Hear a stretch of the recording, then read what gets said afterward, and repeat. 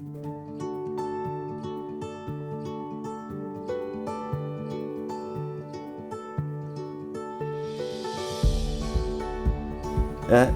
안녕하십니까? 안녕하세요. 오늘 교육사당 시민강좌 세 번째 푸코에 관한 얘기를 하게 됩니다.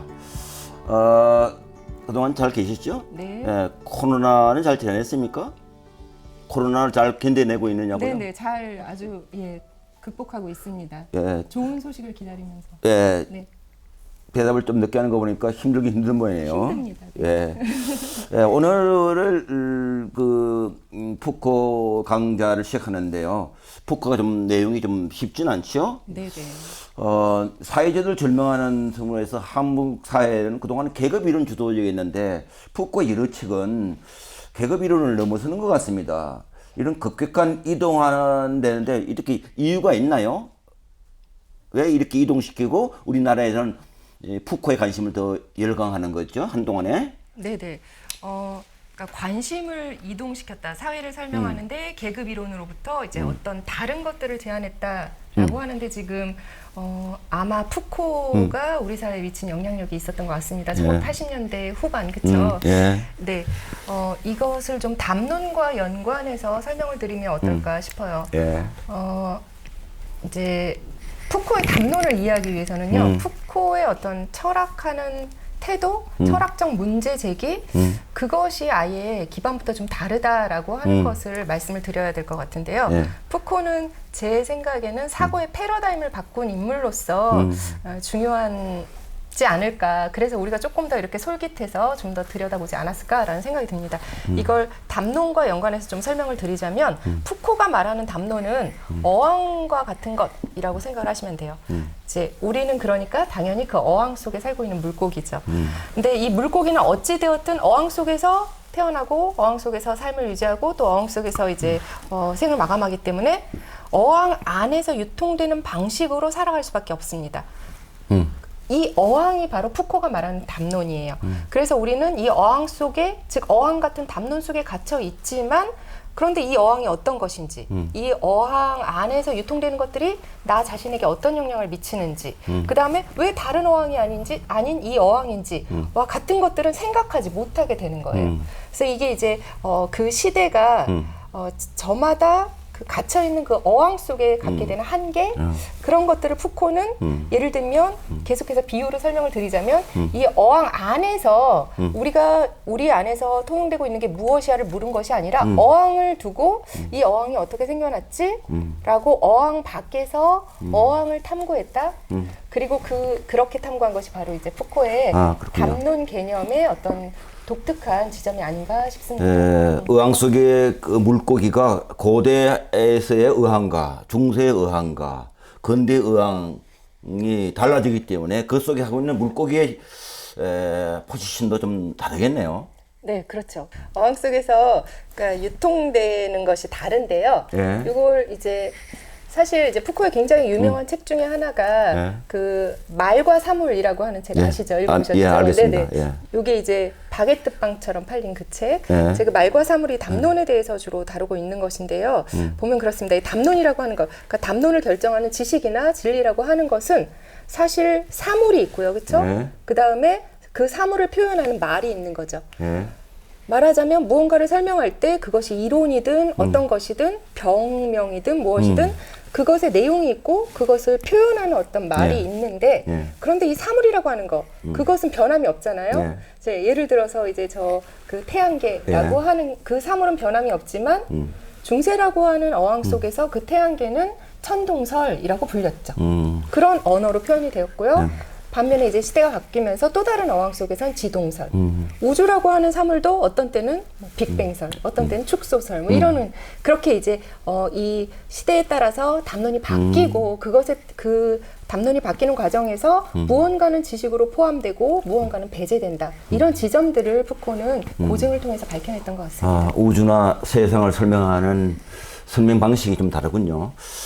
두 번째 질문인데 푸코는 사회제도와 담론이 집중되는 장으로서 지식 대시해가지고 지식과 권력이 뭉쳐있는 것 같고요. 또 뭐 권력 지식으로 말하기도 하죠. 또 몸 권력 또는 생체 권력 이런 독특한 개념을 대시를 그어 가지고 설명했는데 이렇게 연결되는 뭐 독특한 이해 방식이 있는 모양이죠? 예. 네네. 네, 아마 국내에서 가장 유명한 푸코의 이론, 푸코의 개념이 아닐까 싶습니다. 네, 푸코의 권력 개념은요, 이제 뒤에 다시 설명을 드리겠지만 권력과 지식이 결합되어 있자 하이픈으로 연결되어 있다라고 하는 것이에요. 이제 이런 새로운 권력관이고 이제 우리가 미시 권력이다라고 이야기를 하기도 하고 예. 지금 설명하신 그런 것들로 이야기를 할 수가 있겠는데요. 예. 권력이 저 위에 있는 추상적으로 우리가 알지는 못하지만 거대한 어떤 존재처럼 있는 국가라든지 정부 기관이라든지 이렇게 거대한 것으로 파악하지 않는 거예요. 그것은 이제 절대주의 시대 때 절대 왕, 절대 군주가 행사했던 그런 어떤 군주권 이론에서 나온 것이고요. 이제 왕의 목을 뱉잖아요, 푸코가. 그래서 왕의 머리 베기를 한 이후에 나온 이 근대 권력이라고 하는 것은 내려왔어요. 미시적 차원으로 내려와서 개인들 사이에서 일상 안에 침투해서 알게 모르게 작동하고 있는 것입니다. 그런데 이렇게 알게 모르게 작동하고 있기 때문에 이걸 이제 작다라고 해서 이제 미시적으로 예, 눈에 보이지 잘 알아차리지 네, 못하는. 그렇죠. 예. 그렇기 때문에 이게 미시 권력이라고 하기도 하고요. 이것의 가장 큰 특징, 근대 권력의 가장 큰 특징이 지식과 연결되어 있다. 즉, 이 하이픈입니다. 그래서 권력, 이 근대 권력을 행사하기 위해서는 지식이 필요하고요. 또 하나의 지식이 정당성을 얻으려면 사실은 권력 행사에 동원이 돼야 되는 거죠. 이렇게 서로 분리불가분의 관계에 있다라고 하는 게 하나의 큰 특징이고요. 예를 들면 교수님 혹시 백신 맞으셨나요? 저는 맞고 자란 세계인데 우리 집사람이 간호사 출신이 돼가지고 상당히 신중한 눈이라 가지고 그다음에 모더나 나온다까지 기다리라고 했는데 상당히 내부적으로 상당히 긴장감이 좀 여서 있습니다. 그렇죠. 예. 정부에서는 지금 만약에 기존의 관점에서 보면 정부, 국가에서 맞아라, 백신 맞아라라고 하고 맞으면 이렇게 해준다라고 하는 것은 정부의 권력이에요. 그렇죠. 예. 국가의 권력, 큰 권력이 행사하는 겁니다. 하지만 사실 이 큰 권력이 실제로 작동하려면 어떻게 해야 되냐면 우리가 맞아야 돼요, 그것을. 그렇죠. 네, 그러니까 그것을 연결해주는 그 굉장히 많은 섬세한 그물망과 같이 미시 권력이 존재하는 거예요. 보이지 않게.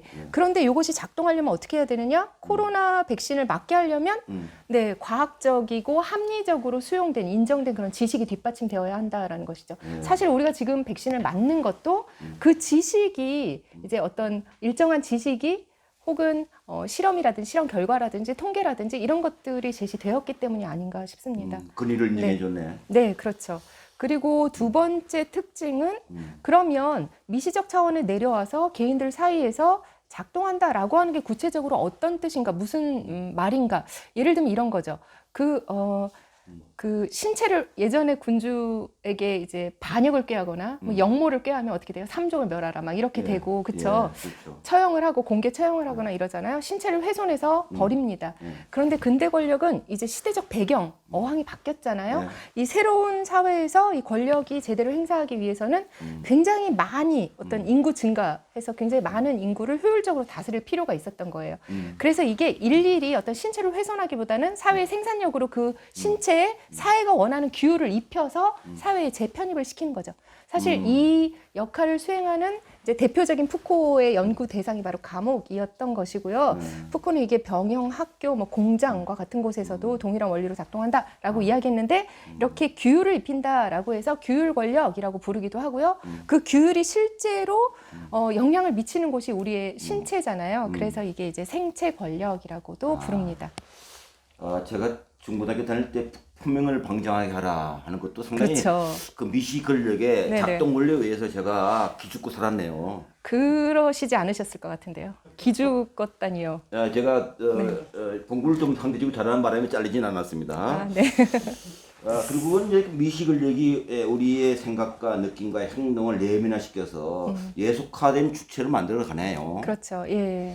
그러면 푸코는 이 예속화된 주체를 극복하기 위해서 여러 가지 이제 담론을 만들었을 것 같은데 세 번째 질문으로서 자신을 변화시키는 실천들의 총체로서 삶의 기준이 이 자신을 돌보는 문제, 자신을 배려하는 것과 소크라테스는 우리 흔히 알기는 너 자신을 알라라고 하는데 지금 이 푸코가 소크라테스를 재발견한 것은 너 자신을 돌보라, 너 자신을 돌보는 것과 너 자신을 알라는 것, 이 긴장 관계는 어떻게 관계되죠? 네, 이 푸코의 후기 주제이기도 하고요. 오늘 우리 강의 주제이기도 예. 한데요. 네, 이제 소크라테스 하면 우리는 너 자신을 알라를 떠올리죠. 그럼 푸코는 이제 어떤 그 불변소, 보편소, 합리성의 문제를 제기했잖아요. 그래서 이렇게 질문을 던져봅니다. 우리가 나 자신을 알아야 되는 이유가 뭐지? 소크라테스는 왜 그런 이야기를 했지? 그리고 왜 그 소크라테스의 명언, 정언이라고 하는 그것이 오늘날 지금 이렇게까지 오늘날까지 이렇게 우리가 잘 알고 중요시하고 있는 거지? 예. 라고 하는 질문을 던진 거예요. 그리고 네. 나서 푸코의 연구에서 처음으로 이제 르네상스나 중세를 넘어서 고대 그리스로 회귀를 합니다. 그리고 났더니요, 고대 그리스 사회에 이런 지금 우리가 가지고 있는 어떤 그냥 편견이라고 할까요? 아니면 우리 안에 고착되어 있는 어떤 우리가 지식으로 알고 있는 소크라테스의 명언, 그 선입견을 제거하고 고대 그리스의 문헌들, 플라톤의 대화편들, 고전들 이런 것들을 다시 보면요. 그 이유가 분명하게 드러나 있어요. 저한테는 굉장히 신기한 경험이었어요. 왜냐하면 동일한 대화편을 왜 내가 나 자신을 알아야 되지? 라는 질문을 가지고 다시 들여다보니까요. 거기에 분명하게 나와 있다라는 것이죠. 자기 자신을 알고, 자기 자신을 돌보고, 자기 자신을 배려하기 위해서 돌봐야 할 자기가 무엇인지, 그 다음에 어떤 것을 어떻게 돌봐야 되는지, 즉 본질적인 돌봄이란 무엇인지, 그 다음에 또 돌보는 어떤 기술들은 무엇인지를 알기 위해서, 그래서 너 자신을 알라라고 얘기한 거예요.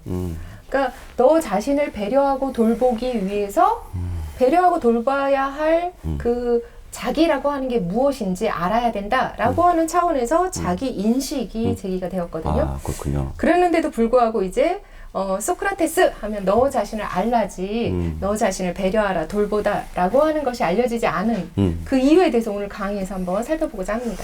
아, 결국은 너 자신을 알라고 하는 것은 결국은 나 자신을 돌보는 것, 돌봄과 인식이 상당히 있는데 어쨌든 근대 사회가 돼가면서 알미의 중심에 두면서 돌봄을 상실하는. 네. 따라서 진정한 자신의 돌봄 없이 안으로 인해서 결국은 이 국가 권력하고도 관계 있겠네요. 변화와도. 야, 그다음 네 번째 질문인데요. 연관되겠지만 이 자기 배려는 고대 사회의 보편적 윤리였었어요. 원래 돌봐야 된다고 생각했어요. 근데 너 자신을 알라는 것만 됨으로 인해서 이 자기 배려, 자기 돌봄은 없어지는데 이것이 도대체 너 자신을 알라는 것만 왜 이렇게 기억되는 이유는 또 뭡니까? 네. 네. 그쵸. 푸코도 아마 그게 궁금해서 이 탐구를 시작하지 않았을까 싶습니다. 이제 직접적으로는 도시국가가 쇠퇴를 하죠. 예. 그러면서 이제 아테네가 몰락하고 도시국가가 쇠퇴를 하고 또 기독교가 유럽의 어떤 중심 질서로 들어오면서 사실 이제 기독교의 가장 큰 특징이라고 하면 우리 모두는 중세 여왕 속에서 우리 모두는 어떤 존재인가요? 신의 피조물이죠. 예. 그렇죠? 신의 피조물로서 신의 뜻을 따르는 게 그냥 우리 삶의 의무처럼 주어지고 그게 하나의 어떤 사회를 다스리는 질서. 고위성사돼야 되고. 그렇죠. 그렇게 됐잖아요. 그러니까 자기라고 하는 게 나라고 하는 게 내 자신이 어떤 가꾸고 돌보고 배려해야 될 대상이 아니라 자기라고 하는 게 이제 밖에서 만들어 놓은 규율에 따라서 혹은 그 어떤 금기라든지 이런 거에 따라서 구축되어야 가야 하는 어떤 존재로 바뀐 것이죠. 그러니까 저는 사실 이 지점부터 타율적 주체화가 시작된 것이 아닌가 싶거든요. 왜냐하면 사실 교회에서 이야기하는 것, 특히 중세의 어떤 기독교, 카톨릭에서 이야기하는 것이라고 하면 굉장히 금욕적이잖아요. 자기는 억눌러야 하는 거예요. 나의 욕망이라고 하는 것이 내 안에서 온 것으로 보는 게 아니라 억눌러야 할 무엇. 그 다음에 혹은 신의 뜻을 따르기 위해서 교회의 말씀을 지키기 위해서 포기해야 하는 어떤 것을 간주하는 그 거죠. 욕망도 원죄와 관련되겠네요. 그렇죠. 또. 그런 것도 예. 다 작동을 하는 거죠. 기독교 교리라든지 윤리라든지 하는 것들이. 그러면서 기독교에서 자기의 개념이 이렇게 바뀌고요. 그러한 인식이 확산되다가 하지만 어쨌든 뭐니 해도 결정적인 순간 그것은 바로 근대의 아버지 데카르트의 탄생이죠. 아, 나는 생각한다. 고로 존재한다. 네, 데카르트의 코기토, 그 다음에 데카르트 데카르트 이후에 어떤 합리주의라고 하는 것이, 그러니까 인식론적 탐구가 이 어항, 또 새로운 어항의 어떤 그 질서, 어항에서 통용되는 진리로 받아들여지면서 그러면서 이제 원래의 자기 배려라고 하는 게 실격이 되고, 알미라고 하는 것, 자기 인식은 알미잖아요. 네. 그래서 그 알미 오늘날과 같은 이런 지위를 얻게 된 게 아닌가라는 생각이 그러니까 듭니다. 그러면 그 고해성사 같은 이 고백에 통해서 신에게 복종하고 신부에 복종하는 거죠. 또 어떤 면에서는. 네. 또 데카르트의 근대의 알의 주체라고 하는 것은 나를 찾기는 하지만 결국은 보니까 나 바깥에 있는 세상을 보지 못하게 하는, 세상의 권력과 부정에 침묵하도록 하는 그런 고차원적인 정치가 작동되는 것 같기도 하네요. 네, 그렇게 볼 수도 있겠네요. 예. 그런데 이제 데카르트의 저는 이제 데카르트의 코기토를 이 인식론적 탐구라고 하는 어떤 큰 하나의 흐름이 형성된 것에 집중해서 좀 설명을 드린 것이고요. 이제 그렇게도 넓게 보면 예. 그렇게도 볼 수 있지 않을까 싶습니다. 예. 네. 이제 5번째 질문인데요. 마지막으로 자기 배려를 위해서 필요한 것으로서 이제 지식과 타자의 연결을 지키고 있는데, 이 타자, 알 것 같기도 하고 모를 것 같기도 하고, 타자는 도대체 누구를 가리키는 겁니까? 네, 이제 이게 오늘 제가 소개해드릴 또 다른 개념으로서 파레시아스트라고 하는 것인데요. 예. 좀 굉장히 생소하고 낯선 파리스타, 개념. 진실을 말하기, 진리를 말하기, 그렇죠. 진리를 말하는 사람. 그렇죠. 예. 예. 그러니까 파레시아를 실천하는 사람을 파레시아스트라고 합니다. 영어로는 이제- 트루스 텔러라고 돼 있더라고요. 네네. 예. 불어로는 프랑파흘러라고 아유, 해요. 예. 네, 라틴어로는 리베르타스라고 합니다. 예, 예. 자유. 그렇죠. 예. 이제 요걸 좀 간략하게만 설명을 드리면 자기 배려라고 하는 거, 자기 돌봄이라고 하는 거, 고대 사회에서 그것은 굉장히 이렇게 막 추상적인 이런 게 아니에요. 그냥 자기 관조적이고 막 나르시시즘 이런 것도 아닙니다. 그것도 아니고. 자기 배려라고 하는 건 나를 끊임없이 내가 수양해가는 어떤 그런 실천이에요. 네. 삶의 기술이에요. 존재 양식이었습니다. 이 실존의 미학이라고 얘기를 하는데요. 그래서 여기에 실제로 나를 지금의 나보다 더 나아지게 만들기 위한 노력, 그 다음에 어떤 시간, 이런 것들이 필요한 거예요. 그리고 이것을 위해 필요한 두 가지가 바로 마테시스, 지식이라고 하는 것과 파레시아스트, 타자라고 하는 것인데, 자기 배려를 도와줄 수 있는 타자가 이제 바로 파레시아스트인 거죠. 자, 그 파레시아스트는 파레시아를 실천하는 사람이다라는 뜻을 가지고 있는데요. 여기서 파레시아는 진실 말하기입니다. 번역을 하면. 진실 말하기. 네, 진실 말하기죠. 그런데 그냥 진실을 말하는 게 아니라 세 가지 조건이 있어요. 이 원조로부터 한번 이렇게 거슬러 보면 첫 번째는요, 이제 권력 관계에서 혹은 위계 속에서 지위가 낮은 사람이 혹은 굉장히 불리한 위치에 있는 사람이 자신의 불리함이라든지 위험을 감수하고 진실을 말하는 거, 발언하는 거. 첫 번째가 그거고요. 두 번째가 그냥 어디서 주워 들어서 알고 있는 거, 이게 진리야, 막 이렇게 이야기하는 게 아니라 내가 그것을 진리라고 믿고 있는 것을 말해야 돼요. 네. 그러니까 그래서 신념과 진실이 일치되어 있어야 됩니다. 이게 두 번째 조건이고요. 세 번째는 뭐냐면 실존의 동일성이에요. 그것을 말하는 사람이 그냥 단지 어떤 사람이 어떤 위대한 말을 했다라는 것이 아니라요. 그걸 말하는 사람이 그렇게 말한 대로 살아야 됩니다. 이게 이제 어떤 파레시아 의 조건들이거든요. 그래서 사실은 요 정확한 이 세 개의 교집합에 있는 게 바로 이제 소크라테스가 아닌가. 예를 들어서 아테네 법정에서 자신의 생사 결정권을 쥐고 있는 아테네 자유시민들 앞에서 2차 판결을 앞두고 뭐라고 얘기하죠? 네, 뭐라고? 너 자신을 알라. 아니죠. 예. 네. 내가 일평생 한 일은 여러분에게 가장 좋고 여러분에게 가장 중요한 거. 예. 자기 자신을 돌보라라고 하는 것인데 이게 나한테 무슨 대접이냐. 예. 내가 받아 마땅한 대접은 중앙청사의 식사 대접이다라고 호통을 치죠. 예. 그래서 2차 판결 결과 사형을 선고받습니다. 예를 들면 소크라테스가 거기서 이야기한 것, 예. 그것은 파레시아를 실천한 것이죠. 예. 소크라테스는 자기 배려가 가장 중요하다라고 하는 걸 1차적으로 믿고 있었고 또 그렇게 설득하고 남들에게 검토하라. 네가 배려하고 있는지 그렇게 살고 있는지 검토하라라고 살았고 자신이 말하는 것에 부합하게 살았고 로고스와 비오스가 일치한 거죠. 예. 안과 삶이 일치시킨 거네. 그렇죠. 예. 그걸 위해서 실존의 그런 동일성을 죽음을 감수했네. 그렇죠. 제가 아테네 죽음을 가보니까- 감수하고 말을 한 거죠. 예. 아테네 가보니까 도망갈 수 있는 충분한 시설도 있고 자유가 있었다고 그랬는데 네. 본인이 그 안과 삶을 일치시켜서 도망을 가지 않아서 보니까 조그마한 굴 속에 이렇게 같이 있더라고요. 아. 예, 제가 가보니까 그래요. 네네네. 그런데 네.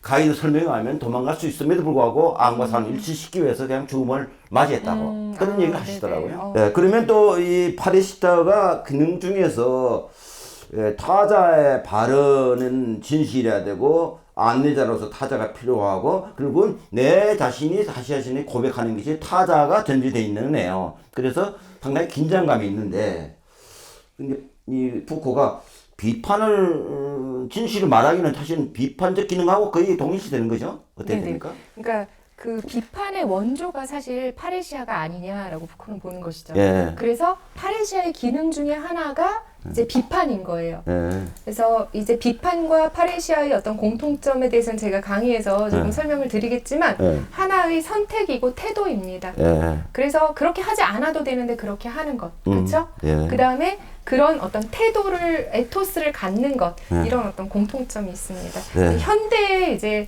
파레시아 현대에 이제 본질에 충실한 파레시아라고 하는 건 찾기 어렵겠지만 이러한 것을 계승하고 있는 비판적 태도에 대해서는 우리가 많이 교육학적으로도 이야기해볼 지점이 많지 않은가 싶습니다. 네, 오늘 대담 좀 고마운데요. 마지막으로 뭐 또 한 말씀이 한마디 있으면 좀 해주시죠. 제가 인터뷰를 좀 길게 해서 네. 예, 이런 정도로 마무리를 해야 될 것 같습니다. 교수님 건강하시고 네, 오늘 계속해서 이 시민 강자가 좋은 어떤 결실을 맺기를 기원하겠습니다. 응원하겠습니다. 예.